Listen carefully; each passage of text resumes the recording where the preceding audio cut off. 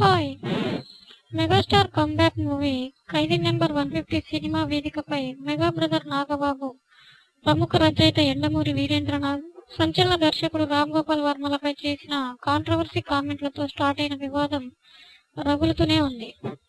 వీరిద్దరి పేర్లు పెట్టకుండానే తీవ్రంగా విమర్శించిన నాగబాబుపై రామ్ గోపాల్ వర్మ ఆ రోజు నుంచే ఘాటైన ట్వీట్లతో దుమ్ము రేపుతున్నాడు.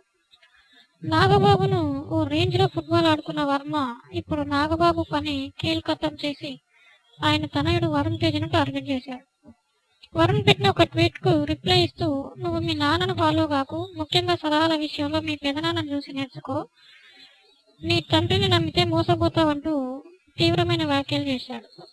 ఈ క్రమంలోనే వర్మ ఈ వివాదాన్ని మరికాస్త ముద్రపెట్టాడు.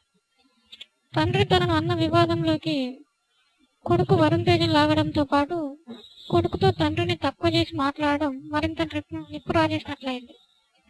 ఇప్పటికే మెగా ఫ్యామిలీ ఫ్యాన్స్ వర్మకు ఘాటుగానే సమాధానం ఇస్తున్నా వర్మ వాటిని పట్టించుకోకుండా వివాదాన్ని మరింత పెద్దగా చేస్తున్నాడు. మరి ఈ వివాదానికి ఎప్పటికి స్టాప్ పడుతుందో చూడాలి. ఈ వీడియో కనుక మీకు నచ్చినట్లయితే సబ్స్క్రైబ్ చేయండి.